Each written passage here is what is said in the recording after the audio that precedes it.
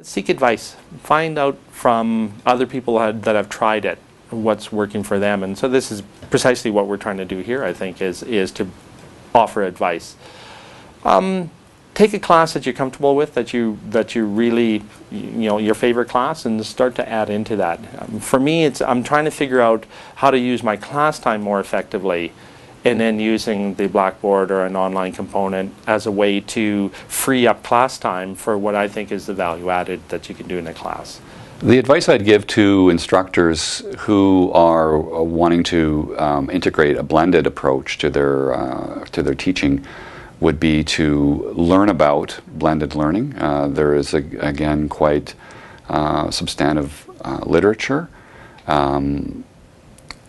Talk to colleagues who have integrated some of the online learning technologies in a blended format. Get a mentor.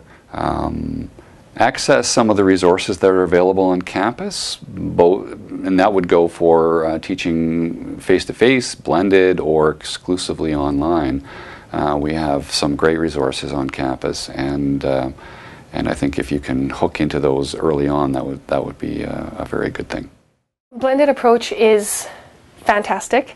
The advice that I would use is to meet in person earlier.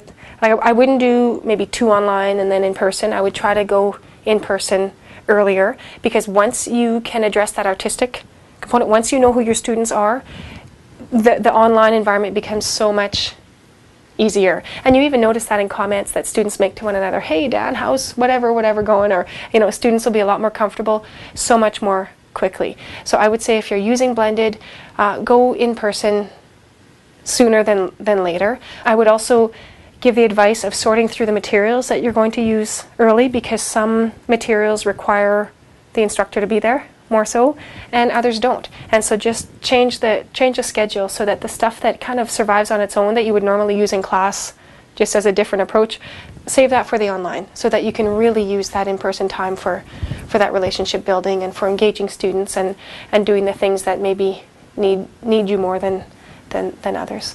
So that would be my advice. One of my biggest pieces of advice would be start slowly and then build. Don't try, like I did, to build an entire course and deliver it. I would experiment with some of the tools. I would put some PowerPoints online, and then I would do a podcast, and then I might ladle in a little Blackboard or some kind of collaborate thing. I might try a little bit of Skype. And then I might start mashing those up in different ways. But I think the all or nothing message is probably not the healthiest one for people, because it's the most frightening. I mean, it's all in. And so if it's an all-in failure, it's an all-in failure. And you can try things out until you get some comfort with them, and it's much less likely that you'll fear just dropping off the edge of the earth with whatever you do try. So that's my biggest piece of advice, is ease into it. Try a little bit, walk first, then run.